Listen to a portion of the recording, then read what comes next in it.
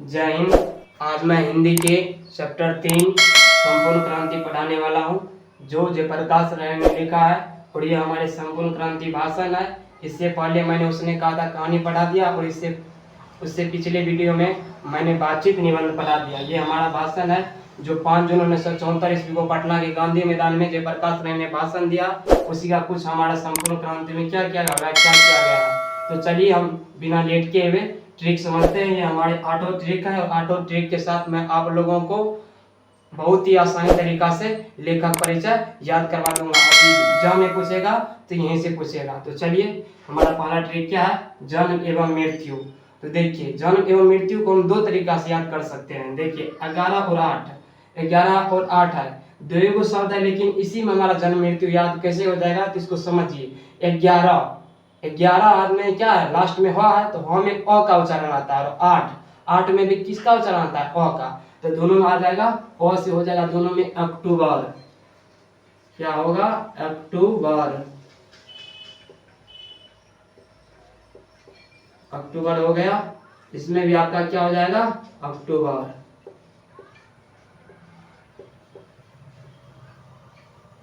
अब देखिए 11 8 कितना होगा, दोनों को जोड़ देंगे तो 11 8 19 होगा।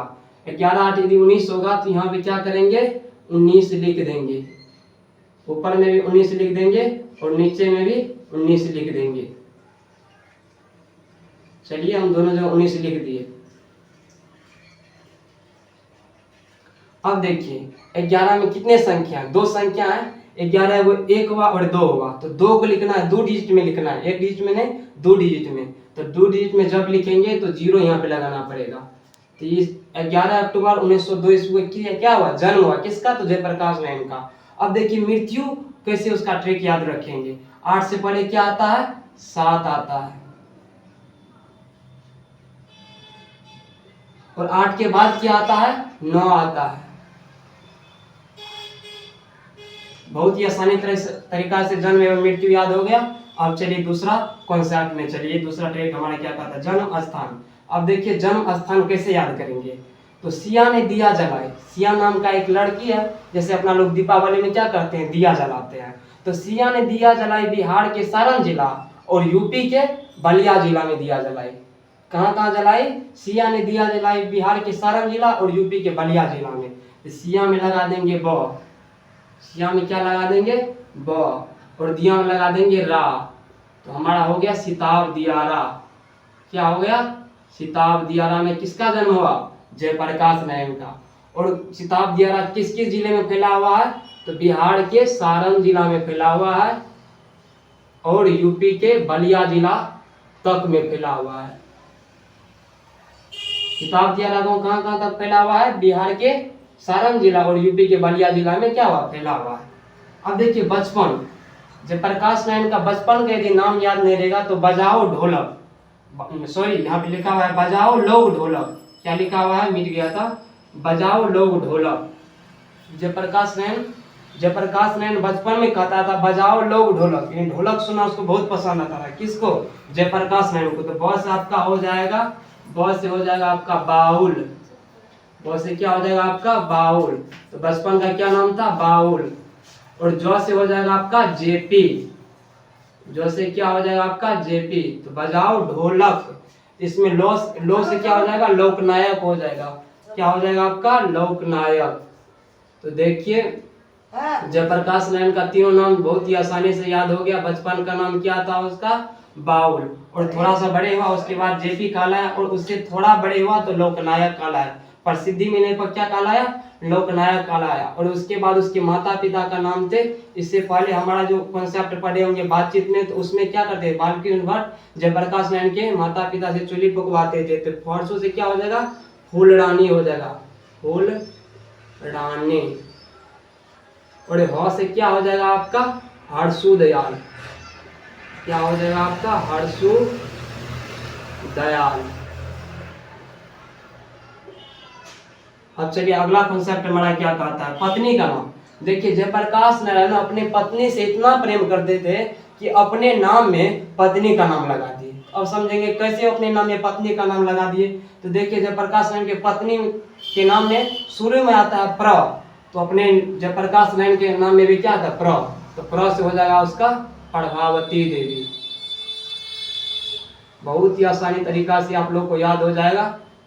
आप इस कॉन्सेप्ट को पहले ट्रिक को लिख लीजिए और नीचे में ऑब्जेक्टिव यहाँ पे लिख करके नीचे में 1-2 लाइन कर करके आप आराम से इसको क्या समझ लीजिएगा। पहले ट्रिक लिख लीजिएगा फ्रेश से, उसके बाद लिख लीजिए नीचे में ऑब्जेक्टिव बना करके इसी को। और एग्जाम में इससे बाहर नहीं आएगा, इस चैप्टर से आएगा। तो प्रभावती देवी। अब चलिए, प्रभावती देवी जो प्रसिद्ध गांधीवादी ब्रजकिशोर की पुत्री थी। किसकी पुत्री थी? प्रसिद्ध गांधीवादी, यानी गांधीवादी विचारधारा के कौन थे? इसका पिता थे और इसकी पुत्री थी। कौन थी? प्रभावती इसकी बेटी थी ब्रजकिशोर की। अब देखिए अमेरिका गांधी जी पढ़ने के लिए गए। जब असहयोग आंदोलन हमारे देश में चल रहा था बहुत ही जोर शोर से, तो उसी समय क्या गए? पीएचडी करने के लिए अमेरिका गए। कौन गए? पीएचडी करने के लिए हमारे जयप्रकाश नारायण कहाँ गए? अमेरिका गए। और पीएचडी नहीं पूरा कर पाए। क्यों नहीं पूरा कर पाए? क्योंकि इसकी माँ की हालत खराब हो गई थी, बीमार पड़ गई थी, इसीलिए अमेरिका से इन्होंने लौट गया। तो 1922 ईस्वी में गया था। यदि याद नहीं रहेगा तो असहयोग आंदोलन भी हमारा 1922 ईस्वी में ही शुरू हुआ था। आप लोग 10th में पढ़े होंगे सोशल साइंस में। तो अब चलिए, रचनाएं कौन सा है? रचनाएं इसका बहुत इंपॉर्टेंट है। वैसे जितना भी पढ़ा रहा हूँ सब इंपॉर्टेंट है। आएगा एग्जाम में क्वेश्चन इस चैप्टर से ऑब्जेक्टिव, तो यहीं से आएगा। तो देखिए, रचनाएं कितने बार पूछा जा चुका है कि रिकंस्ट्रक्शन ऑफ इंडियन पॉलिटिक्स किसकी रचना है? तो हमारे जयप्रकाश नारायण की रचना है। बहुत ही आसानी से आप इसे 2 बार 3 बार 4 बार याद कर लीजिएगा। और रचनाएं ज्यादा नहीं है, एक ही है इसका। और बहुत सारे डायरी भी लिखे और कुछ कविता भी लिखे, तो वो नहीं दिया गया है हमारे चैप्टर में, लेकिन रिकंस्ट्रक्शन ऑफ पॉलिटी ये दिया हुआ था। इसको बहुत अच्छे तरीका से आप लोग याद कर लीजिएगा। अब देखिए, नेतृत्व किसका किया? छात्र आंदोलन का नेतृत्व किया, जो 1974 ईस्वी में इन्होंने स्वयं चलाया था। और देखिए, सम्मान कौन कौन सा मिला? इसको भारत रत्न सम्मान मिला। कौन रत्न सम्मान मिला? भारत रत्न सम्मान 1998 ईस्वी में मिला। और मैग्सेसे सम्मान इसको मिला 1965 ईस्वी में। तो याद कैसे रखेंगे? 1965 ईस्वी में पाकिस्तान और भारत का युद्ध भी हुआ था। तो इसी ट्रिक पर मैक्स में सम्मान याद रख लेंगे। और भारत रत्न, तो मान लीजिए हमारा क्या भारत रत्न 1958 ईस्वी में मिला था। तो ये कौन सा ईस्वी चल रहा है? तो 2000 ईस्वी चल रहा है। ये वर्ष नहीं पूछ रहे हैं, हम पूछ रहे हैं ईस्वी कौन चल रहा है? तो 2000 ईस्वी चल रहा है। तो 2000 ईस्वी से 2 साल पहले भारत रत्न मिला किसको? जयप्रकाश नारायण को। और एक कॉन्सेप्ट आप पूछ सकते हैं कि जैसे कि 1979 ईस्वी में इसका क्या हुआ? मृत्यु होगा। भारत रत्न 1998 ईस्वी में क्यों मिला? तो इसको मृत्यु के उपरांत मिला, मृत्यु के बाद भारत रत्न मिला। अब चलिए, हम अपने अध्ययन में क्या सब अध्ययन करेंगे? रेणु, फणीश्वर नाथ रेणु के बारे में पढ़ेंगे। हमारे चैप्टर में दिया गया है कि रेणु जी के बारे में जयप्रकाश नारायण क्या कहते हैं। जो मेला, जिसका मतलब कि उपन्यास मेला आंचल है, वो बहुत ही प्रसिद्ध है, फणीश्वर नाथ रेणु का। और दिनकर जी के बारे में क्या कहते हैं? कौन दिनकर? रामधारी सिंह दिनकर के बारे में क्या कहते हैं? राम वृक्ष बेनीपुरी के बारे में क्या कहते हैं हमारे जयप्रकाश नारायण? जवाहरलाल नेहरू के बारे में क्या कहते हैं हमारे जयप्रकाश नारायण? मदन मोहन मालवीय जी के बारे में क्या कहते हैं जयप्रकाश नारायण? और इंदिरा गांधी के बारे में क्या कहते हैं? और गांधी जी के बारे में क्या कहते हैं? तो चलिए, बिना लेट किए मैं अपने चैप्टर को स्टार्ट करता हूँ। ये हमारा संपूर्ण क्रांति। संपूर्ण क्रांति 5 जून 1974 ईस्वी को भाषण दिया था। कहाँ पे दिया था भाषण? पटना के गांधी मैदान में 5 जून 1974 ईस्वी को भाषण दिया। और ऐसा भाषण दिया कि वहां से धीरे धीरे लोग जुटना आरंभ किया, और इतना जुटा कि हमारे देश के सभी आदमियों ने भाग लिया। इसीलिए इसका नाम रखा गया संपूर्ण क्रांति। तो चलिए, यहाँ पे लिखा हुआ है संपूर्ण क्रांति, इसको पढ़ते हैं। बिहार प्रदेश के छात्र संघर्ष समिति के मेरे युवक साथियों, बिहार प्रदेश की असंख्यक नागरिक भाइयों और बहनों, संबोधन किया कि बिहार के जितने भी भाई एवं बहन है। अभी रेणु जी ने जो कविता पढ़ी, अनुरोध है कि वास्तव में उनका था कि सुनाना चाहता था। मुझे पूछा गया कि कविता सुना दे या नहीं, मैंने स्वीकार कर लिया। अब देखिए, फणीश्वर नाथ रेणु का जयप्रकाश नारायण को कविता सुनिएगा, तो जयप्रकाश नारायण जी ने कहा हाँ सुन लेंगे। लेकिन उसने बहुत सारी स्मृतियों और अभी हाल ही के बहुत सारे दुखद स्मृतियों को जागृत कर दिया। दुखद स्मृति, पिछले बीता हुआ बात को जागृत कर दिया कविता के माध्यम से। कौन? तो ये हमारे फणीश्वर नाथ रेणु ने जाहिर कर दिया हृदय का, जयप्रकाश नारायण के हृदय को। इससे हृदय भर उठा। आपको शायद मालूम होगा कि जब मैं वेल्लोर अस्पताल के लिए रवाना हुआ था, तो जाते समय मद्रास में 2 दिन अपने मित्र ईश्वर अय्यर के साथ रुका था। वहां दिनकर जी गंगा बाबू भी मिले थे, बल्कि गंगा बाबू तो साथ ही रहते थे और दिनकर जी बड़े प्रसन्न दिखे। उन्होंने अभी हाल ही की अपनी अपनी कुछ कविताएं सुनाई और मुझे कहा कि आपने जो आंदोलन शुरू किया, जितनी मेरी आशाएं आपसे लगी थी, उन सब की पूर्ति आपके इस आंदोलन में है। इस नए आह्वान में देश के तरुण का आपको जो किया है मैं देखता हूँ। तालियां तालियां हरगिज नहीं बजाइए, मेरी बात सुनिए। देखिए, ये कहा रहा था दिनकर जी कह रहा था जयप्रकाश नारायण को, आपने जो आंदोलन शुरू किया, हमने जो आपसे आशाएं रखी थे, वह सारे आशाएं आप पूरे कर दिए। कहाँ मिले थे? वेल्लोर जाते समय जयप्रकाश नारायण को दिनकर जी मिले थे और गंगा बाबू भी मिले थे। तो दिनकर जी बहुत प्रसन्न थे और इतना बात का करके तालियां बजाने लगे दिनकर जी। तो जयप्रकाश नारायण ने कहा, तालियां नहीं, बात सुनिए। अब मेरे मुंह से आप हुंकार नहीं सुनेंगे, लेकिन जो विचार होगा मैं आपसे कहूंगा वे विचार हुंकार से भरे होंगे, क्रांतिकारी वे विचार होंगे जिन पर अमल करना आसान नहीं होगा। कहते हैं कि तालियां नहीं बजाइए, आप मेरे विचार सुनिए, और विचार हुंकार से भरे होंगे। हुंकार मतलब जोश और उत्पन्न जोश से भरे होंगे। उस पर अमल करना आसान नहीं होगा। यदि आप उस पर अमल कीजिएगा, अध्ययन कीजिएगा, तो आसान नहीं होगा। जो हम क्रांति करने के लिए जा रहे हैं, जयप्रकाश नारायण ने कहा, अमल करने के लिए जमीनों की कुर्कियां होगी, यह सब होगा, यह क्रांति है मित्रों, और संपूर्ण क्रांति।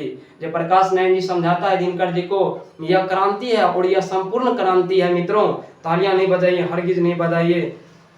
अमल करने के लिए बलिदान करना होगा, कष्ट सहना होगा, गोलियां और लाठियां का सामना करना होगा, जेलों को भरना होगा, जमीन कुर्कियां करवाना होगा।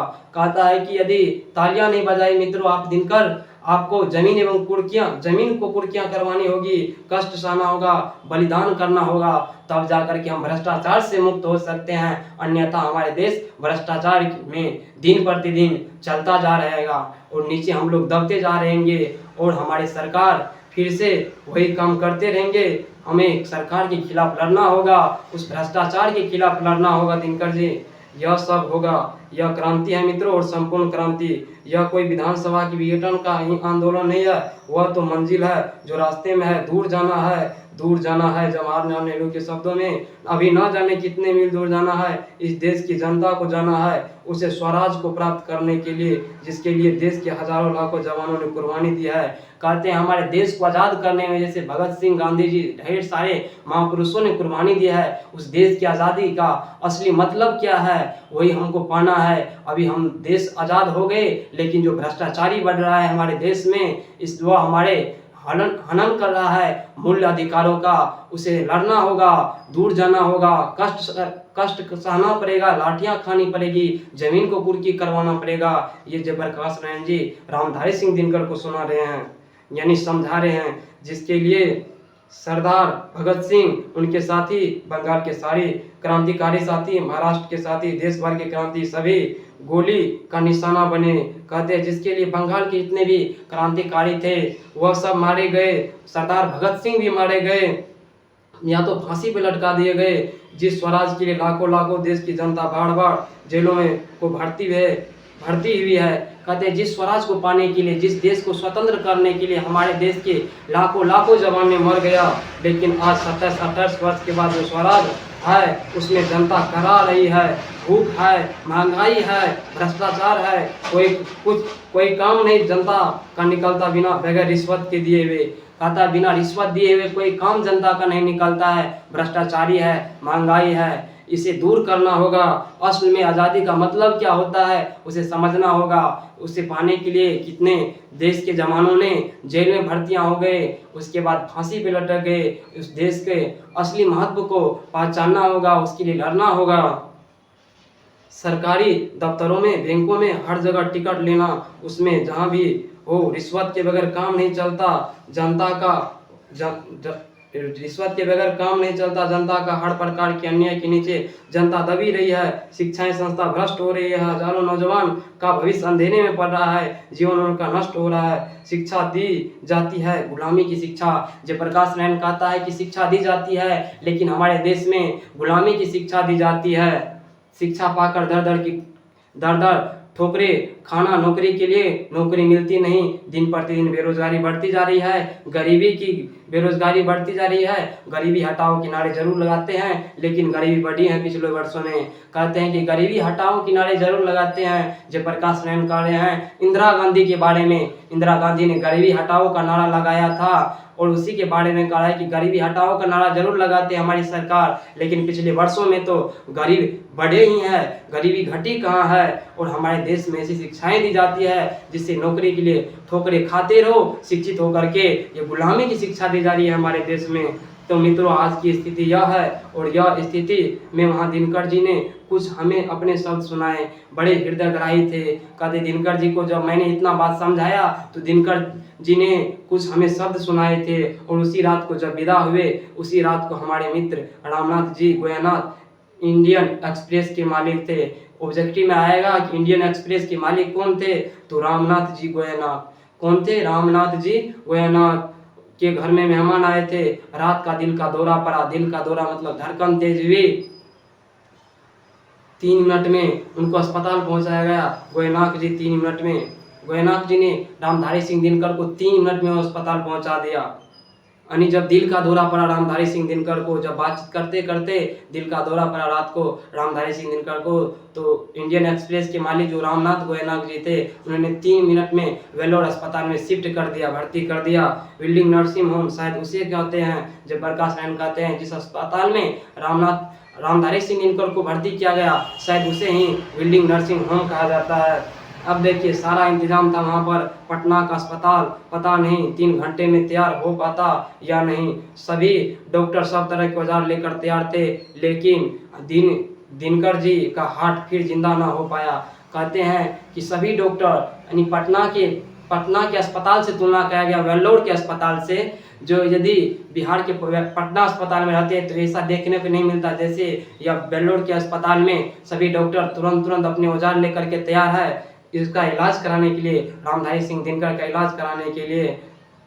लेकिन दिनकर जी का हार्ट फिर से जिंदा नहीं हो पाया, दिनकर जी मर गए। हमारे मित्र थे दिनकर जी, बड़े हृदयग्राही थे। वह हमारे कविताएं हमको सुनाते थे और अपने भी हमारी भी बात बहुत अच्छे तरह से सुनते थे। लेकिन दिनकर जी का हार्ट फिर से जिंदा नहीं हो पाया, उसी रात उनका निधन हो गया। चल बसा ऐसी चोट लगी, उनकी यह कविता सुन के उनका वह सुंदर सौम्य जोशीला चेहरा याद आ गया। आज लगता है कि हमारे 2 मित्रों कितनी कमी है। आज भाई बेनीपुरी जी होते, उनकी लेखनी में जो ताकत थी, आज के जुलूस का, आज की इस सभा का वर्णन वह देते, एक एक शब्द में अंगार होते। आज दिनकर जी की कविताएं लिखते, आज दिनकर जी जो कविताएं लिखते नए भारत के नवनिर्माण के लिए, जो देश के युवकों और छात्रों और देश के साधारण व्यक्तियों नर और नारियों के द्वारा आज से हो रहा है, शुरू हो रहा है, प्रारंभ हो गया है। यह कविता शायद इस नवीन क्रांति का एक अमर साहित्य बन जाती, लेकिन आज दोनों ही न रहे, न तो दिनकर जी और न राम वृक्ष बेनीपुरी। कहते हैं कि ना दिनकर जी रहे और ना राम वृक्ष बेनीपुरी रहे।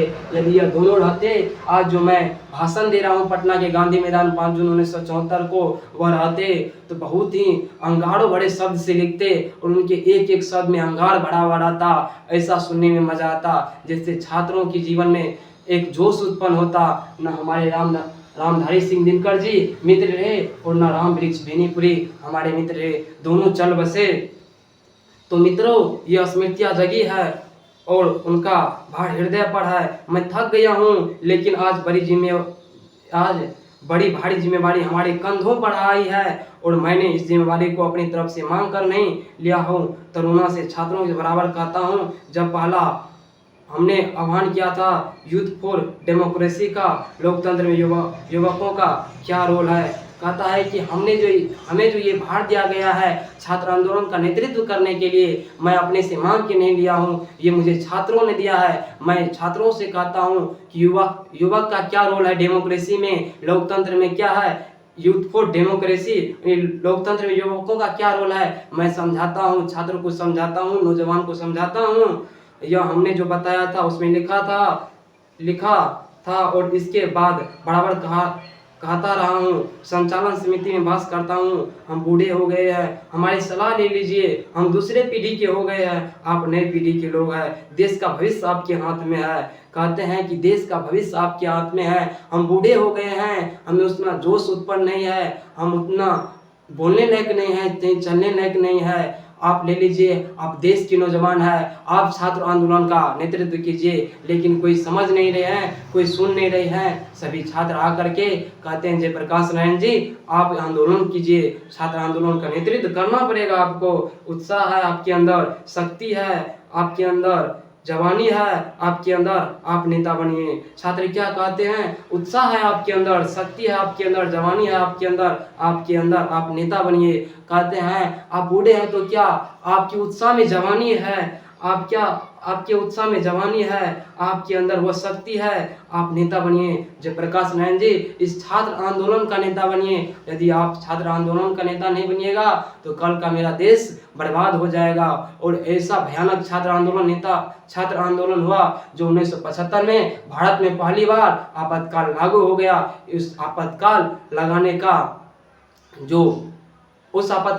का जो सर्वप्रथम भूमिका निभाया वो जयप्रकाश नारायण ने निभाया। और हमारे देश में हमारे गलत नीति के कारण जयप्रकाश नारायण जी विरोध किए। मैं आपको सलाह दूंगा तो छात्रों ने कहा जयप्रकाश जी मार्गदर्शन से काम नहीं चलेगा, आपको नेतृत्व स्वीकार करना पड़ेगा। मैं टालता रहा, लेकिन अंत में वेल्लोर जाते समय मैंने उनके आग्रह को स्वीकार कर लिया। स्वीकार करते समय मैंने अनुभव किया अपनी योग्यता का, अपनी नम्र पूर्वकता यह स्वीकार किया। कहता है मैंने गुस्से से नहीं, मैंने जबरदस्ती नहीं, ये नम्रता पूर्वक स्वीकार किया। और वेल्लोर जाते समय मैंने लास्ट में स्वीकार किया जब छात्रों ने बहुत जिद करने लगे कि जयप्रकाश नारायण जी आपको छात्र आंदोलन का नेतृत्व करना ही पड़ेगा खड़ा करके। और कोई हम कहते हैं परंतु छात्र से भी, आप सबसे भी अनुरोध है कि नाम के लिए मुझे नेता नहीं बनना है, मुझे सामने खड़ा करके यदि कोई हमें डिक्टेट करे पीछे से कि क्या करना है जयप्रकाश नारायण तुम्हें, तो मैं नेतृत्व कल छोड़ दूंगा। कहता है कि यदि हम छात्र आंदोलन का नेतृत्व करेंगे तो आपको हमें कोई सलाह देने वाले नहीं होने चाहिए, हम खुद फैसला करेंगे कि हमें क्या करना होगा, हमारे देश के हित में क्या जरूरत है। मैं सबकी सलाह लूंगा, तालियां नहीं, बात सुनिए। जब भाषण दे रहे थे पटना के गांधी मैदान में जयप्रकाश नारायण जी 5 जून 1974 ईस्वी को, तो तालियां बज रहे थे बीच बीच में। तो जयप्रकाश नारायण जी कहते थे तालियां नहीं, बात सुनिए, बात समझिए, सबकी बात सुनूंगा। कहते हैं जो भी बोलेंगे आप लोग, मैं सलाह भी लूंगा सबका और बात भी सुनूंगा सबका। छात्र की बात जितना भी ज़्यादा होगा, जितना भी समय मेरे पास होगा, उनसे बहस करूंगा, समझूंगा, अधिक से अधिक उनकी बात मैं स्वीकार करूंगा, आपकी बात स्वीकार करूंगा। जन संघर्ष समितियों, लेकिन फैसला मेरा होगा। कहते हैं कि छात्र का भी मैं बात सुनूंगा और जितना भी जनता है मैं सबका बात सुनूंगा। छात्र के सामने बैठूंगा, नज़दीक बैठूंगा, उससे बहस करूंगा जितना टाइम मेरे पास रहेगा। लेकिन इसका जो हम फैसला जो लेंगे हम लेंगे, लेकिन सुनेंगे सबका बात हम, तब यह क्रांति सफल हो सकती है। और नहीं तो आपस में झगड़ों बहसों में पता नहीं हम किधर बिखर जाएंगे और क्या नतीजा निकलेगा। कहते हैं यदि हम फैसला लेंगे और सुनेंगे सबका, यदि मार्गदर्शन के लिए हमें दिए हैं, यदि हमें नेतृत्व करने के लिए दिए हैं, तो मैं अपने हिसाब से फैसला लूंगा और तब जा करके क्रांतिकारी सफल होगा। नहीं तो आपस में हम झगड़े में पता नहीं कहाँ हम व्यस्त हो जाएंगे और हमारा ये जो भ्रष्टाचारी है, महंगाई है, दिन प्रतिदिन हम उसी के नीचे दबे जाते रहेंगे। बहुत दिन से मैं सार्वजनिक जीवन में हूँ। कहता है बहुत दिन से मैं समाज के बीच में क्या हूँ, जीवन गुजारा हूँ। 1921 में जनवरी के महीने में इसी पटना कॉलेज में आईएससी की विद्यार्थी था। अब ऑब्जेक्टिव क्वेश्चन में आ जाएगा कि किस कॉलेज के विद्यार्थी था जयप्रकाश नारायण, तो ISC inter of science Patna college. किस कॉलेज में, तो पटना कॉलेज में आईएससी का स्टूडेंट था। हमारे साथ हमारे निकट के साथी थे, वे छात्रवृत्ति पाने वाले थे। मुझे भी छात्रवृत्ति मिलती थी। सब अव्वल दर्जे के क्रीम थे, पर उस समय विद्यार्थी में और हम सब ने एक साथ गांधी जी के आह्वान पर असहयोग आंदोलन शुरू किया। कहते हैं कि जब असहयोग आंदोलन नेतृत्व असहयोग आंदोलन गांधी जी जब नेतृत्व कर रहे थे, जब उन्होंने प्रारंभ किए थे, तो हम पटना के आईएससी कॉलेज के छात्र थे और सभी अम्ल दर्जे के क्रीम थे। इसका मतलब सभी एक पे एक पढ़ने वाले थे, तेज तराक थे। असहयोग करने के बाद करीब 1.5 वर्ष यूं ही मेरा जीवन बीता। चूंकि मैं साइंस का विद्यार्थी था, तो राजेंद्र बाबू के सचिव या मंत्री या मित्र या जो कहिए मथुरा बाबू, उनके जमात बाबू फूलदेव साहब वर्मा थे, उनके पास भेज दिया कि फूलदेव बाबू के साथ रहो और उनकी लेबोरेटरी में, उनकी प्रयोगशाला में कुछ प्रयोग करो और उनसे कुछ सीखो। कहते हैं कि जब हम असहयोग आंदोलन के बाद 1.5 साल यूं ही गुजार दिए, तो हमें जवाहरलाल नेहरू ने राजेंद्र बाबू ने, जो बिहार के प्रथम राष्ट्रपति राजेंद्र बाबू थे, उसने हमें किसके पास भेज दिया? फूलदेव बाबू के पास भेज दिया और कहा कि प्रयोगशाला में कुछ सीखो। मना मदन मोहन मालवीय जी के लिए मेरे हृदय में पूजा का भाव है, परंतु हिंदू विश्वविद्यालय में भी दाखिल होने के लिए मैं तैयार नहीं था। कहता है कि हिंदू विश्वविद्यालय में BHU का संस्थापक, बनारस हिंदू यूनिवर्सिटी का संस्थापक मदन मोहन मालवीय जी है और मदन मोहन मालवीय जी ने हिंदू सभा 1915 ईस्वी में उसका भी स्थापना किया था। तो वह उसका क्या है? उसका आशीर्वाद है इसके ऊपर, जयप्रकाश नारायण के ऊपर। और BHU के कार्यवाहक प्राचार्य कौन रहे थे इससे पहले? तो हमारे कार्यवाहक प्राचार्य रहे थे चंद्रधर शर्मा गुलेरिया, बालकृष्ण भाटिया ही रहे थे। लगभग भूल गए हैं, क्योंकि सरकारी रुपया क्या करे दाखिल करने के लिए तैयार नहीं था, क्योंकि सरकारी रुपया, सरकारी ऐड मदद विश्वविद्यालय की मिलती थी, स्वतंत्र नहीं था, वह पूर्ण रूप से राष्ट्रीय नहीं था। कहते BHU में वह मदन मोहन मालवीय जी कहते एडमिशन ले लीजिए और आप यहीं पढ़ाई कीजिए, अमेरिका मत जाइए। लेकिन मैंने यह करके टाल लिया कि सरकारी पैसा मिलता है, सरकारी छात्रवृत्ति मिलती है, हमारा देश आज़ाद नहीं है, हमारा क्या है, देश पूर्ण रूप से आज़ाद नहीं है, मैं यहाँ पे नहीं पढ़ूंगा। पास तो करना ही था, क्या कहते हैं, विद्यालय पूर्ण रूप से राष्ट्रीय विद्यालय नहीं था, तो मैं किसी विद्यालय में नहीं गया। कहता है उसके बाद मैं भारत के किसी विद्यालय में नहीं गया। अब देखिए कहाँ पे गया, बिहार विद्यापीठ में मैंने परीक्षा दी ISC की। उसके बाद कहते हैं बिहार विद्यापीठ में मैंने किसकी परीक्षा दी? ISC की, इंटर ऑफ साइंस की एग्जाम दी। पास तो करना ही था, पास कर गया। इसके बाद बचपन में जब हाई स्कूल में क्या कहते हैं, पास तो करना ही था। किसी को कॉन्फिडेंस रहते हैं, मान लीजिए आप ही एग्जाम दीजिएगा, आपको कॉन्फिडेंस हो जाए कि हम एग्जाम में पास करेंगे या नहीं। क्वेश्चन पेपर जैसे ही आपके सामने का सोल्व होगा, आप आकर के मन ही मन मूल्यांकन कर लीजिएगा कि मैं एग्जाम में पास होंगे या नहीं। तो जयप्रकाश नारायण भी मूल्यांकन मन ही मन कर लिया, ISC बिहार विद्यापीठ में ISC की एग्जाम देने के बाद पास करेंगे, तो पास हो गया। पास तो करना ही था, पास कर गया। उसके बाद बचपन में जब मैं हाई स्कूल में था, मैंने स्वामी सत्यदेव के भाषण सुने थे। देखिए एक व्यक्ति के भाषण सुने थे, स्वामी सत्यदेव। स्वामी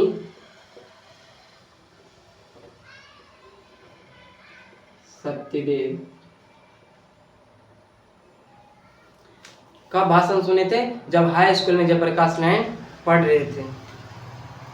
अमेरिका के बारे में कोई धनी क्या कहता सुने थे, अमेरिका के बारे में कोई धनी घर का नहीं हूँ, थोड़ी सी खेती और मेरे पिताजी नहर विभाग के जिलादार, बाद में रेवेन्यू असिस्टेंस हुए और नॉन ग्रेजुएट अफसर थे। उनकी हैसियत नहीं थी कि वह मुझे अमेरिका भेजे, तो मैंने सुना था कि अमेरिका में मजदूरी करके लड़के पढ़ सकते हैं। देखिए जब ये भाषण दे रहे थे स्वामी सत्यदेव 9th क्लास में, तो उसी समय ने जयप्रकाश नारायण भाषण को सुन लिए थे और यह सुने थे कि कोई मजदूरी करके अमेरिका में भी पढ़ सकता है, क्योंकि उनके पिताजी नहर विभाग के असिस्टेंट्स, मतलब कुछ नौकरियाँ, छोटी नौकरियाँ थी नहर विभाग में। उसके बाद थोड़ी कुछ नौकरियाँ हुई किसके? स्वामी सत्यदेव के पिता को। तो उन्हीं के मुँह से जयप्रकाश नारायण ने क्या सुना था कि अमेरिका में मजदूरी करके भी पढ़ा जा सकता है। उसके बाद देखिए यही भाषण सुनने के कारण अमेरिका 1922 ईस्वी में कौन पढ़ने के लिए गया? जयप्रकाश नारायण पढ़ने के लिए गया था। मेरी इच्छा थी कि आगे पढ़ना है मुझे, आंदोलन तो गिरोह पर आ गया था, चढ़ाव पर था, उतर चुका था। इसी बीच अमेरिका से कुछ शिक्षा प्राप्त कर आ जाऊं, इसीलिए अमेरिका गया।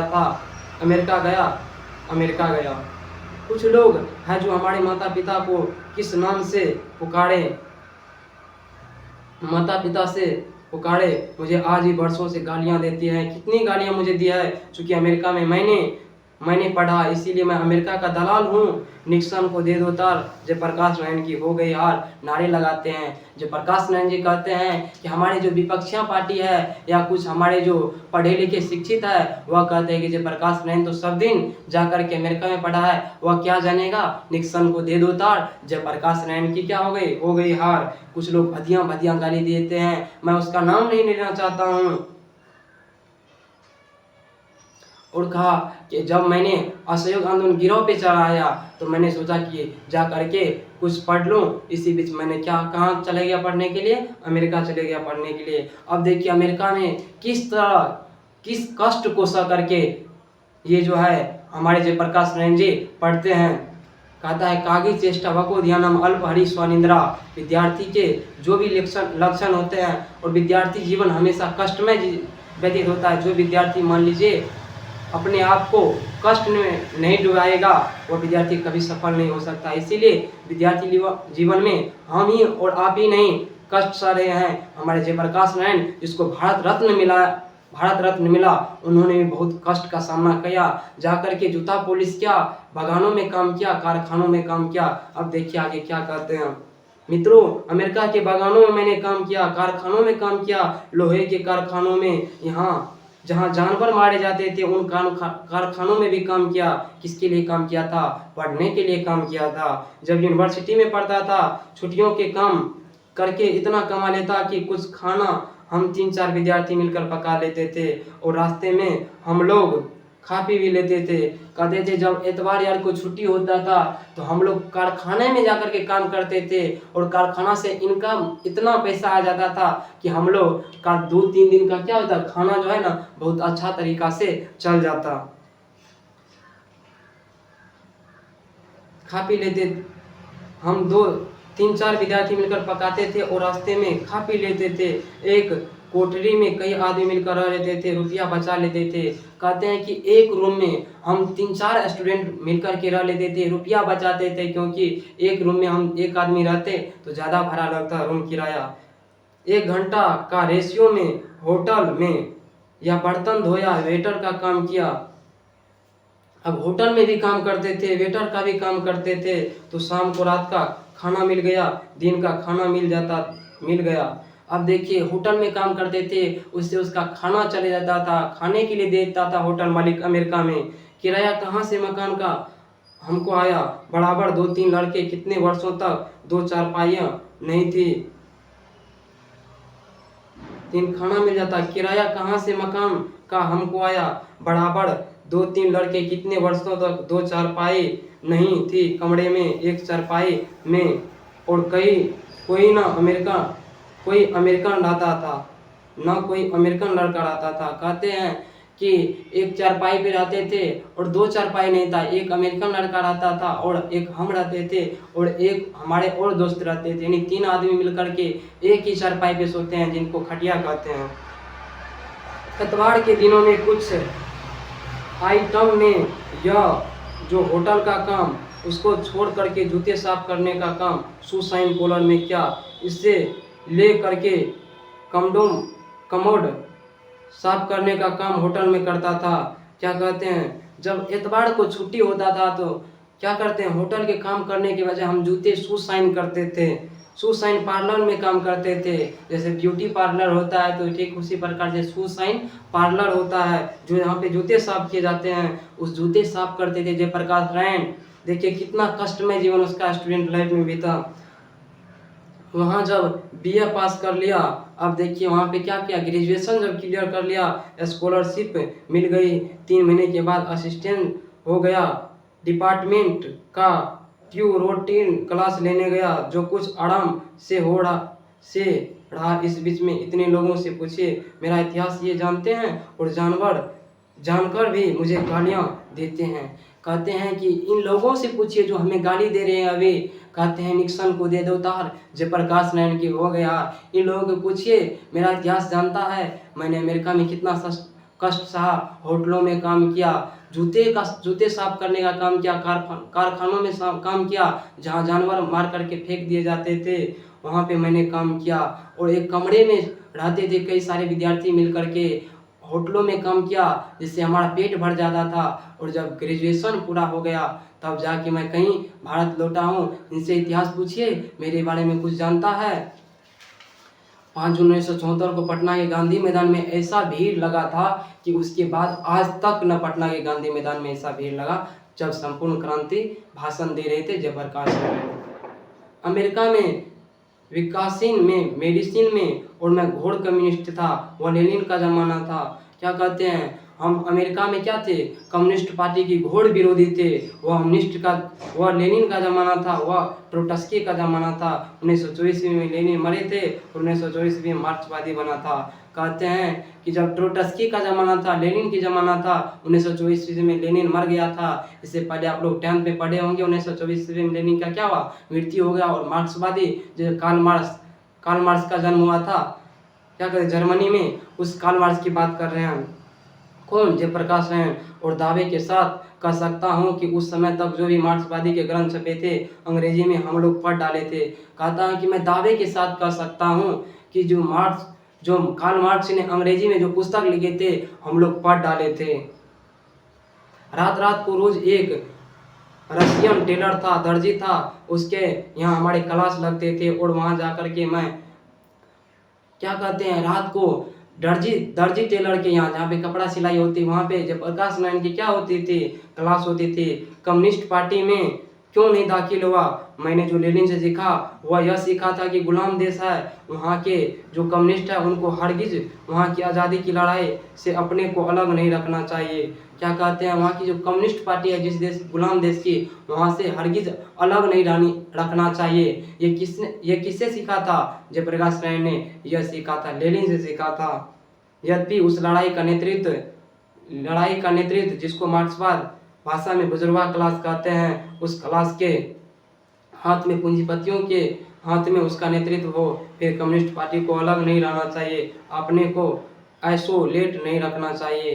कहते हैं कि जिसको मार्क्सवादी में बुजुर्गा क्लास कहा जाता है, पूंजीपति लोग कहा जाता है, उसे अलग नहीं रहना चाहिए। सब लोग को मिलजुल करके क्रांति करना चाहिए। और कैसा क्रांति करना चाहिए, संपूर्ण क्रांति करना चाहिए।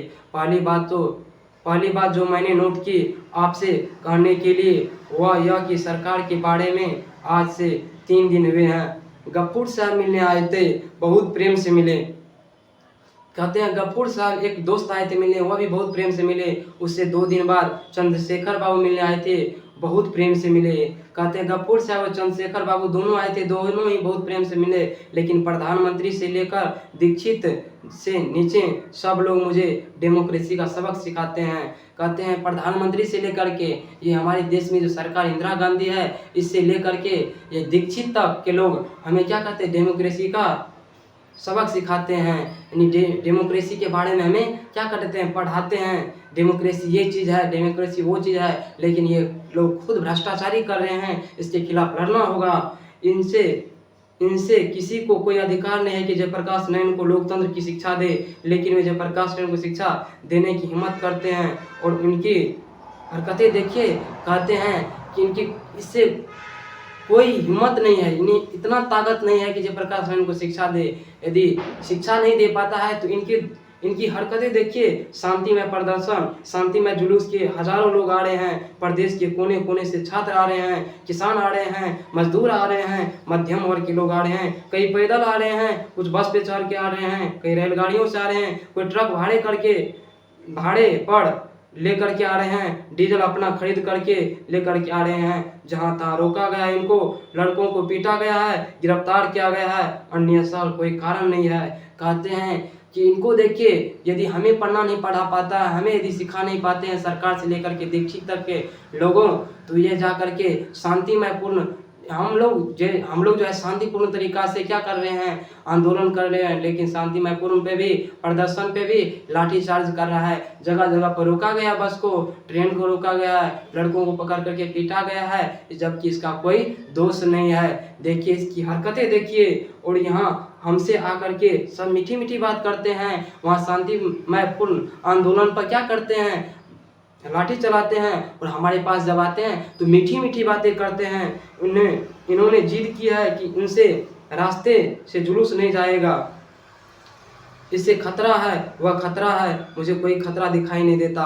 उन्होंने जिद करता है कि इस रास्ते से आप जुलूस मत निकालिए, यह खतरा है। लेकिन मित्रों, मैं आप लोगों को साफ कर देना चाहता हूँ कि हमें कोई खतरा नहीं है आंदोलन करने से। हम कहीं भी चले जा सकते हैं, किसी भी रास्ते से गुजर सकते हैं। लेकिन ये लोग मानने के तैयार नहीं है। ये लोग कहते हैं कि इस रास्ते से जाइएगा तो खतरा है, लेकिन हमें कोई खतरा दिखाई नहीं देता है। लेकिन जब उन्होंने कहा कि शायद जेल तोड़ने की कोशिश हो और शायद उन्हें गोलियां चलानी पड़े, तो मैंने कहा इसकी जिम्मेदारी मैं नहीं लेता। तब वो कहता है कि जब गोलियां चलाने लगेंगी तब क्या हाल होगा। जयप्रकाश नारायण ने कहा गोलियां चलाइएगा तो इसकी जिम्मेदारी मैं नहीं लेता हूँ। आंदोलन हमारा किसी दूसरे उद्देश्य से हो रहा है, बीच में डाइवर्सन हो जाए, रास्ता भी भटक जाए, हम लोग यह नहीं चाहते। कहते हैं कि आंदोलन हमारा दूसरे उद्देश्य से हो रहा है, हम नहीं चाहते हैं कि दूसरे की सरकार गिरा दे, हम तो यह चाहते हैं कि भ्रष्टाचारी कम हो, घूस जो लिए जाते हैं हमारे देश में वह कम हो, जितनी महंगाई बढ़ी है वह कम हो। मेरा उद्देश्य तो यही है। हम नहीं चाहते हैं कि हम सरकार के खिलाफ, सरकार को कोई दुख या कष्ट पहुंचे या हमारे देश को कोई क्षति पहुंचे। जयप्रकाश नारायण जी बोल रहे हैं। तो चलिए, जो आप कहते हैं वही मान लो। तो ये बिगड़े भी होंगे छात्र लोग, उधर से जाना था, आप इधर से क्यों आए। हालांकि वे उन लड़कों को ले आए जो एक दूसरी बिल्डिंग में खड़ा करके, जो लड़के हमारे छात्र संघर्ष समितियों के वहाँ जेल मैं हूँ, उनको जुलूस दिखाने के लिए आए। क्या कहते हैं कि जब हमने पहले आंदोलन का प्लानिंग बनाया कि इस रास्ता से गुजरना होगा, लेकिन दूसरे रास्ते से जा रहे हैं। छात्र बिगड़ते भी होंगे, कितने कहते होंगे कि जयप्रकाश जी आप तो बोले थे इस रास्ते से जाएंगे, दूसरे रास्ते पे चले आए हैं। क्यों आए हैं? क्योंकि उन्होंने धमकी दी है कि गोलियां मार देंगे, जेल में बंद कर देंगे, इसीलिए मैं रास्ता बदल लिया हूँ। मुजफ्फरपुर की रिपोर्ट में अखबारों में पढ़ी होगी।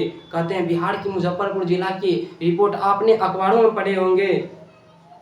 वहाँ पे पूरा देश का लोग जमा है पटना के गांधी मैदान में और भाषण दे रहे हैं 5 जून 1974 ईस्वी को हमारे संपूर्ण क्रांति के लेखक जयप्रकाश नारायण। जहाँ भी चाहे शांतिपूर्ण प्रदर्शन, क्या कहते हैं, डेमोक्रेसी में जनता को, डेमोक्रेसी की बात करते हैं। शर्म नहीं आती इन लोगों को? डेमोक्रेसी की बात करती हैं लोकतंत्र में। डेमोक्रेसी में जनता का क्या अधिकार नहीं है कि जहां भी शांतिपूर्ण सभा करे अपनी। कहते हैं शर्म नहीं आती है इन लोगों को जो डेमोक्रेसी की बात करते हैं। क्या डेमोक्रेसी में जनता को इतना भी हक नहीं है कि शांतिपूर्ण आंदोलन कर सकता है? जहां भी शांतिपूर्ण प्रदर्शन करे वे राज्यपाल के यहाँ जाना हुआ तो लाखों की तादाद में जाए, असेंबली के सामने जाए, उनको पूरा अधिकार है। हिंसा करे कोई तो दूसरी बात है, हिंसा करे कोई तो दूसरी बात है।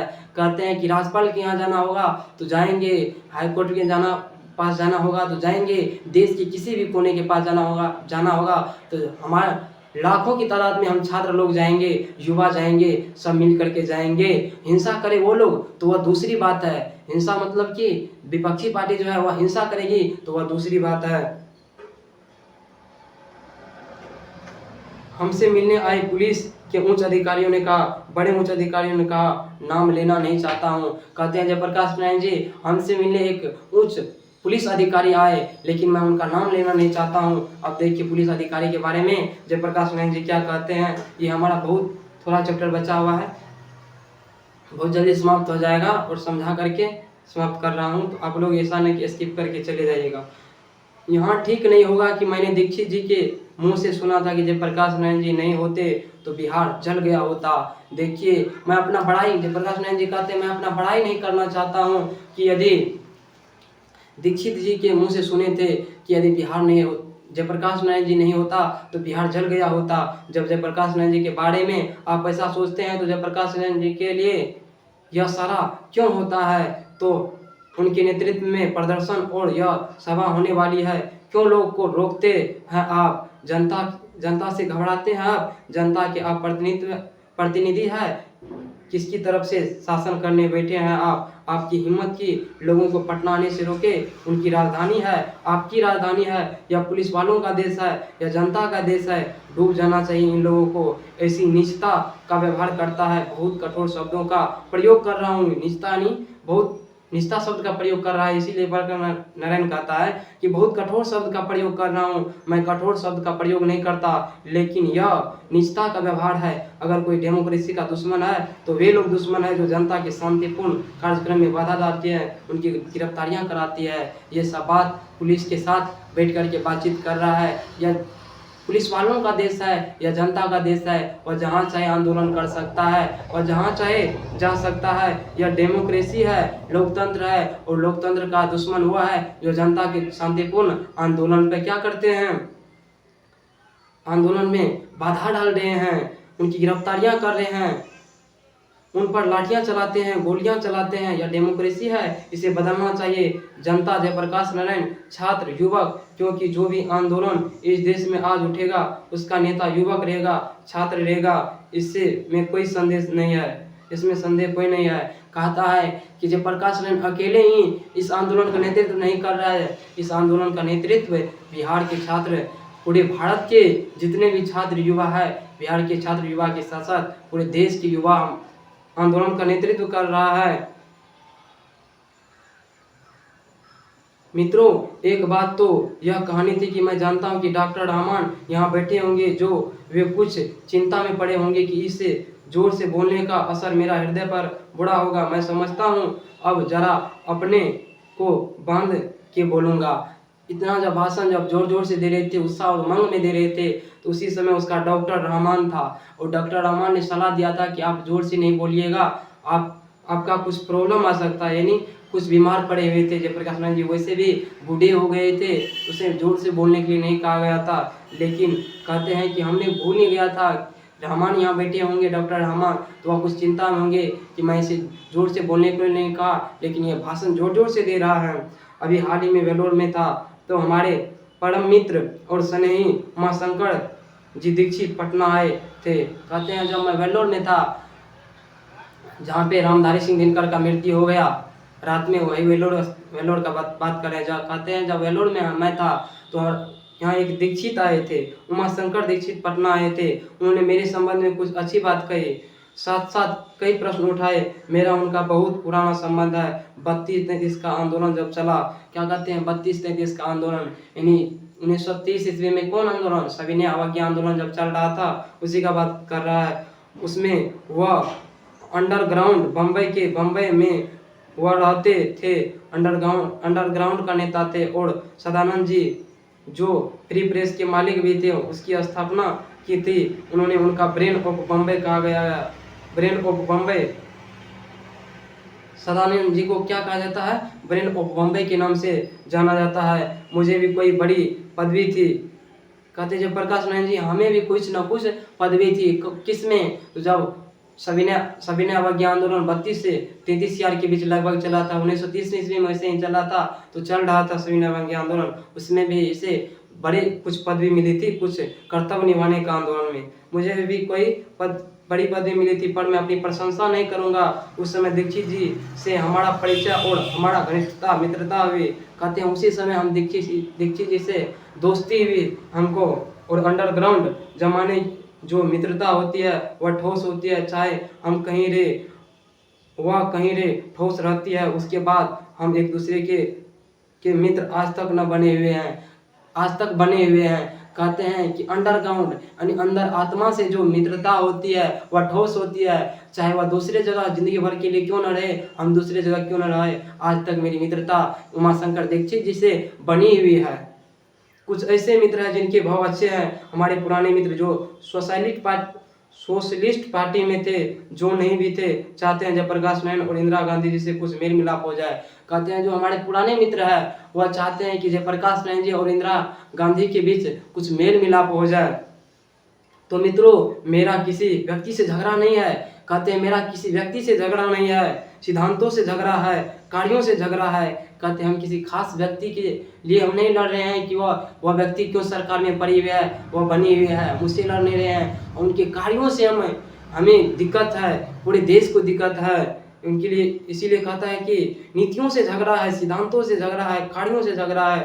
को जो कार्य गलत होंगे, जो नीति गलत होगी, जो सिद्धांत प्रिंसिपल गलत होंगे, प्रिंसिपल्स गलत होंगे, जो पॉलिसी गलत होगी, चाहे वह कोई भी करे, मैं विरोध करूंगा। मैं अपनी अकल के मुताबिक कहते हैं कि जो पॉलिसी गलत होंगे, चाहे मेरे पिता होंगे, भाई होंगे या दुनिया के कोई भी लोग होंगे, मैं वहाँ पे क्या करूँगा, उसका विरोध करूँगा।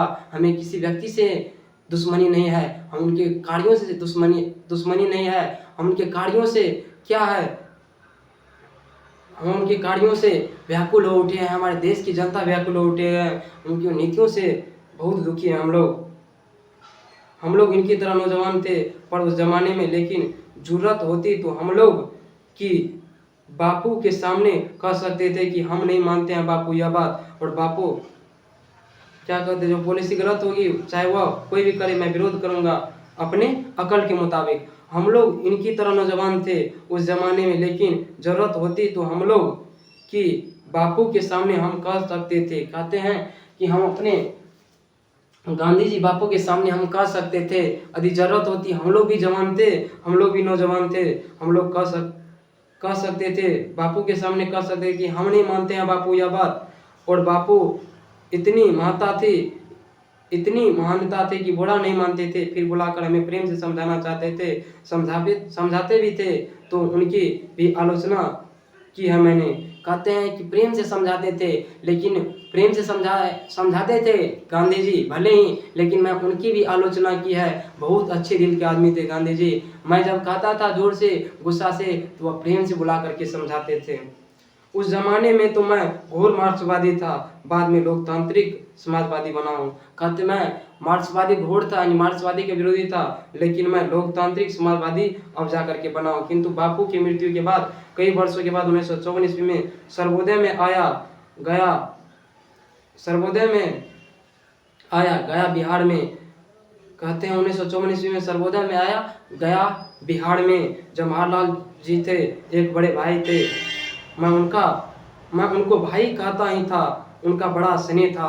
कहते हैं जवाहरलाल नेहरू जी थे, जो उनको मैं बड़ा भाई ही कहता था। जो हमारे भारत के प्रथम प्रधानमंत्री हुए, उसको बड़ा भाई कहते थे। कौन? जयप्रकाश नारायण जी। उनका बड़ा स्नेह था मेरे ऊपर, गांधी जी का भी स्नेह था, और हमारे जवाहरलाल नेहरू प्रधानमंत्री का भी स्नेह था। पता नहीं मुझे वह मानते थे बहुत, पता नहीं क्यों वह मुझे बहुत मानते थे, यानी जवाहरलाल नेहरू पता नहीं बहुत हमें क्यों मानते थे। मैं उनका बड़ा आदर और प्रेम करता हूँ। कहता है मैं उनका बहुत हर एक बात का आदर करता हूँ, उनसे बहुत प्रेम करता हूँ, लेकिन उनकी कटु आलोचना भी करता हूँ। जितना प्रेम करता हूँ उतना आलोचना भी करता हूँ, बुराई भी करता हूँ जवाहरलाल नेहरू का। उनसे भी बड़पन है। कहते हैं उनसे भी हमें दिक्कत होती है अक्सर, तो उन्हें हमारी आलोचना का बुरा नहीं माना, लेकिन पटना फायरिंग पर जो मैंने बयान दिया था, मैं मानता हूं कि बहुत सख्त भाषण का मैंने प्रयोग किया था, उस पर वह बहुत नाराज थे। कहते हैं कि कभी भी हमारे बात को उतना बुरा नहीं लगा जितना मैंने पटना फायरिंग बयान पर जो भाषण दिए थे, उस पर क्या बहुत नाराजगी जवाहरलाल नेहरू को हुआ। उससे पहले इतना नाराजगी कभी नहीं हुआ था। लाल बहादुर शास्त्री जी ने कश्मीर के मामले में कुछ किया, मैंने उन्हें भी आलोचना की। लाल बहादुर शास्त्री ने भी कश्मीर के मामले में कुछ किया नहीं, मैंने उनको भी आलोचना की, उनको तार भी दिए कि यह बहुत गलत काम है, क्या है आपने इसे कश्मीर के सवाल को हल नहीं करने में आपको दिक्कत होगी। देखिए जयप्रकाश नारायण जी कह रहे हैं कि आपने यह जो है अपने हस्ताक्षर करते हैं भारत और पाकिस्तान की लड़ाई पे, जो संधि कर रहे हैं, यह बहुत गलत बात है। बाद में चल करके कश्मीर के मामले में बहुत दिक्कत होगी, और वास्तव में आज दिक्कत हो रहा है। ये जयप्रकाश नारायण जी का एक अनुमान था काल्पनिक, और आज तक कश्मीर की मामला हमारे भारत और पाकिस्तान के बीच फंसा हुआ है। थोड़े ही दिनों में 18 महीने में वह चल बसे। कहते 18 महीना पूरा ही नहीं, लाल बहादुर शास्त्री की मृत्यु हो गई। देश का दुर्भाग्य है, देश का एक बड़ा वीर सपूत बेटा लाल बहादुर शास्त्री मर गए। इंदिरा गांधी जी जो मेरे मतभेद थे, इंदिरा गांधी से जो मेरे मतभेद थे, वे जवाहरलाल नेहरू जी के साथ जो मतभेद थे उनसे कई ज्यादा गंभीर था और सीरियस है। कहते हैं इंदिरा गांधी और जवाहरलाल नेहरू की यदि दोनों की तुलना करें तो जवाहरलाल नेहरू की तुलना में इंदिरा गांधी से हमें ज्यादा मतभेद है, ज्यादा हमें दुखी है, ज्यादा हम उससे दुखी है, उनकी नीतियों से दुखी है, उनके कार्यों से दुखी है। जवाहरलाल जवाहरलाल जी परराष्ट्र नीतियों के संबंध में, स्वराष्ट्र के संबंध में अधिक उनसे हमारा मतभेद नहीं था। कहते हैं कि जवाहरलाल नेहरू से यदि परराष्ट्र यानी दूसरे राष्ट्र के बारे में यदि संबंध बनाए थे तो उससे मेरा अधिक मतभेद नहीं था। यदि दूसरे राष्ट्र से संबंध बनाता है तो उसमें अधिक मतभेद मैं नहीं करता था जवाहरलाल नेहरू से। तिब्बत के मामले में मतभेद था, चीन के मामले में मतभेद था, हंगरी के मामले में मतभेद था। कहते हैं जब तिब्बत पे चीन ने कब्जा कर लिया 1959 ईस्वी में, तब मतभेद था। उनको कहा कि मैंने कि युद्ध लड़ा जाए, इधर से मारा जाए, तो उन्होंने कहा नहीं। उन्होंने क्या कहा, यह हमारे आपसी मैटर है, और उन्होंने सुलझाया नहीं, इसीलिए आज तक तिब्बत का मामला फंसा हुआ है। चीन के मामले में था, और चीन ने जब युद्ध किया तो उसके मामले पर भी मैंने उसको बोला कि आप थोड़ा समझ जाइए, चीन से इतना दोस्ती नहीं कीजिए, उसे थोड़ा हट के रहिए। लेकिन वह सटते गए चीन में, हंगरी के मामले में भी। और मैं कोई गर्व नहीं करता हूँ, मैंने उस समय जो आलोचना की हंगरी के मामले में, जो कुछ भी कहा, जवाहर जी बाद में मानना पड़ा। कहते हैं जो मैं जवाहरलाल जी का बुराई नहीं करना चाहता हूँ, हंगरी के बारे में जो कुछ भी मैंने कहा बाद में उसको मानना पड़ा। तिब्बत के बारे में मेरी बात तो नहीं मानी उन्होंने, लेकिन जब चीन ने धोखा दिया तो उस धोखे के कारण उनके हृदय में ऐसी चोट लगी कि 2 वर्ष में चल गए, संभल न सके।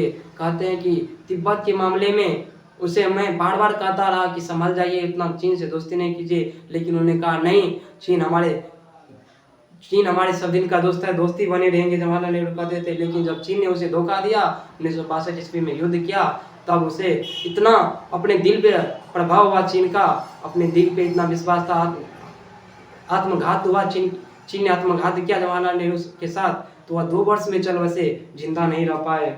ऐसा घाव लगा, चीन के आक्रमण कर दिया।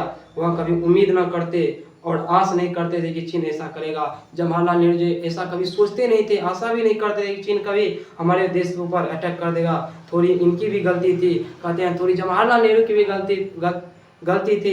इतने खुल करके भरोसा किसी पे नहीं करना चाहिए।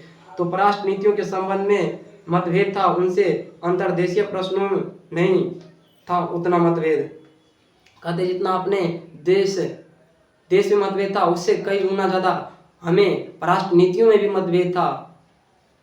अब एक बात तो ले लीजिए जिसके चलते बहुत ज्यादा कॉर्पोरेशन राजनीति में है, वह क्या है, इलेक्शन का खर्चा, चुनाव का खर्चा। करोड़ों रुपये वे चुनाव पर खर्च करेंगे। एक तरफ गरीबी हटाओ का नारा लगाएंगे, समाजवाद का नारा लगाएंगे, और यह सब रुपया ब्लैक मार्केटियर लोगों को आप इकट्ठा करेंगे, अनकाउंट मनी, करोड़ रुपया जिनका कोई हिसाब नहीं, कोई किताब नहीं। कहते हैं करोड़ रुपया वे चुनाव में खर्च करेंगे, एक तरफ गरीबी हटाओ का नारा लगाएंगे, समाजवाद का नारा लगाएंगे, कहेंगे एक तरफ गरीबी हटाओ, अपने देश में गरीबी हटाओ, उसके बाद चुनाव में अंधाधुंध खर्च करेंगे, और उसके बाद इतना अपने पैसा अपना पास जनता से लूट करके पैसा रखेंगे, जिनका कोई अनअकाउंट मनी नहीं है, जिनका कोई हिसाब किताब लेने वाला नहीं है।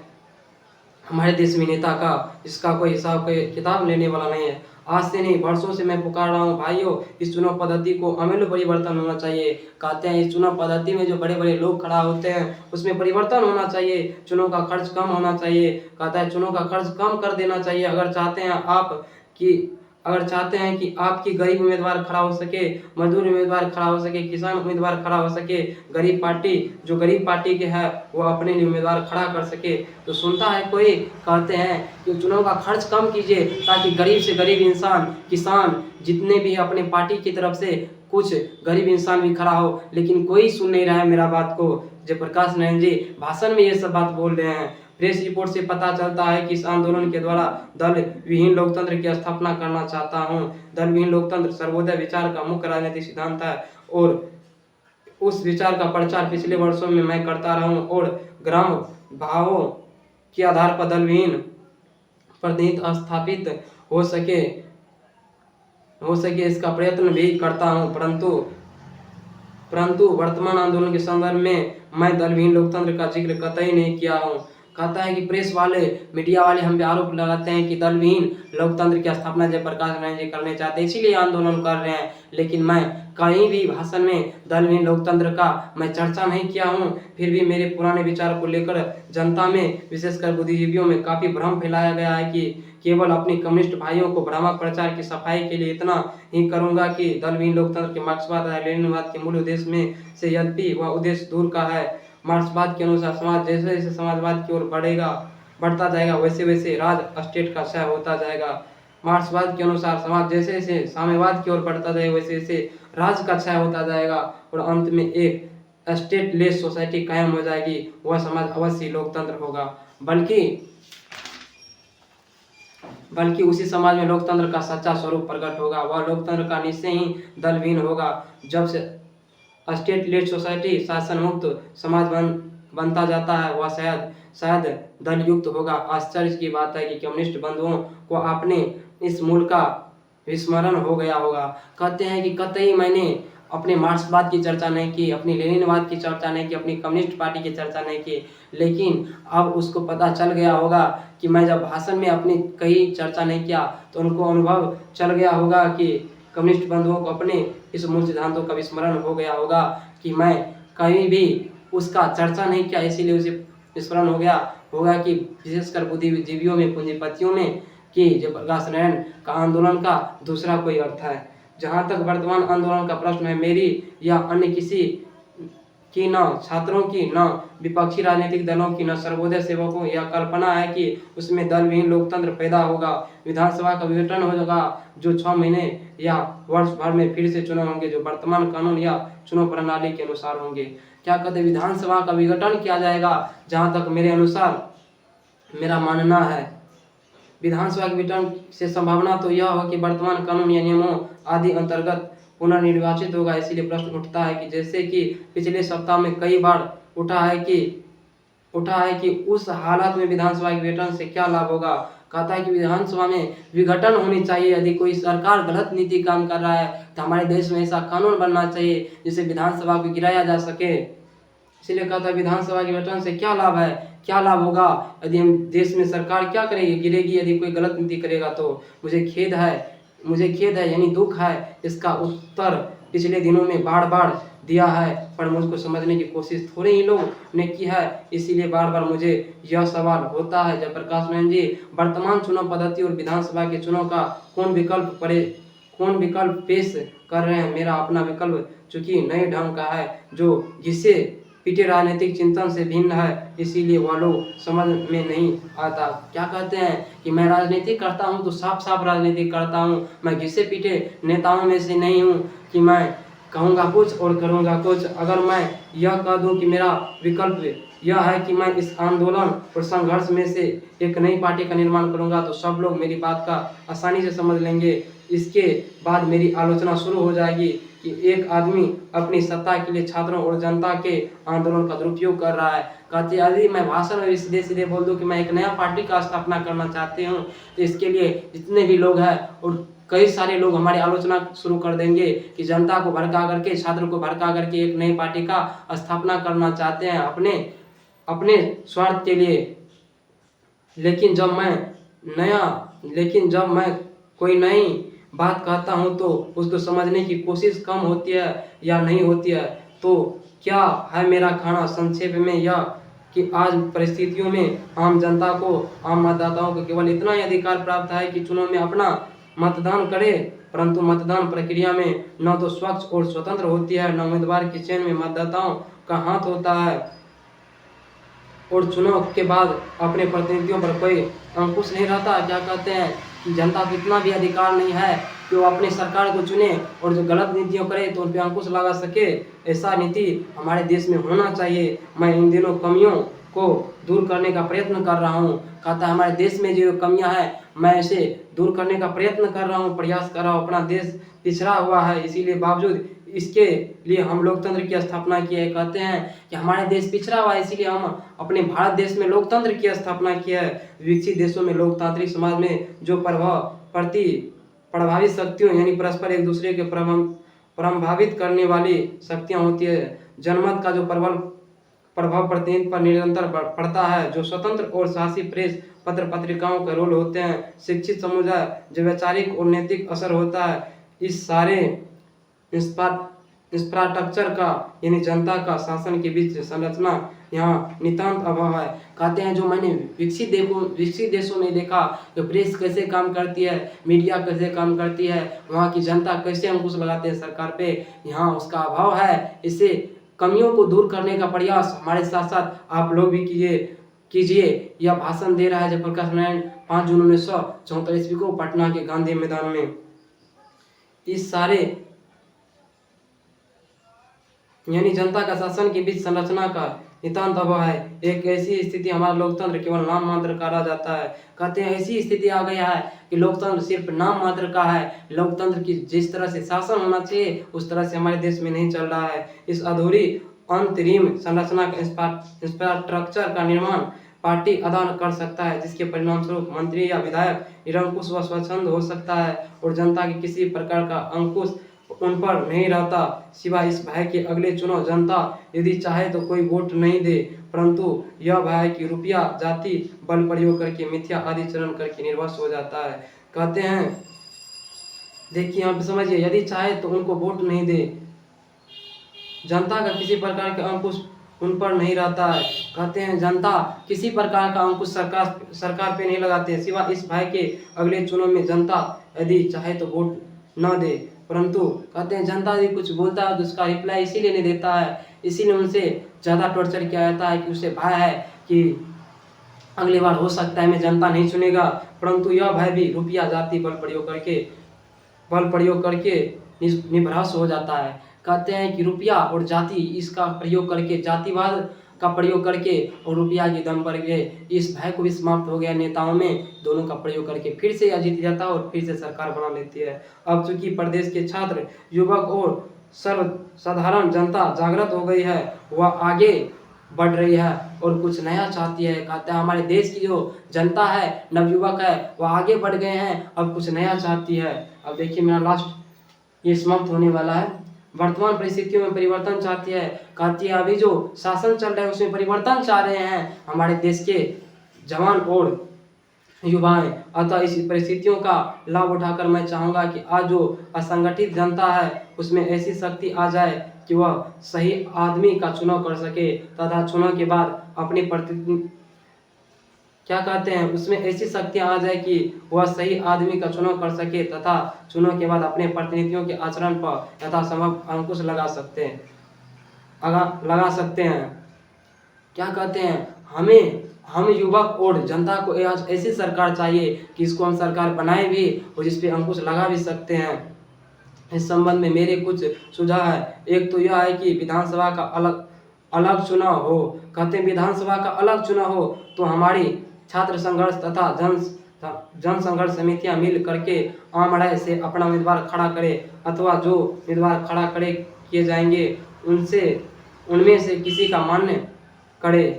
यदि कोई समितियां बीच आम राय नहीं होती है तो हम कोई ऐसा रास्ता बनाएंगे जिससे आपस में फूट हुए बगैर ये समितियां अपना उम्मीदवार खड़ा कर सकेगी या किसी उम्मीदवार को अपना मान्यता दे सकेगी।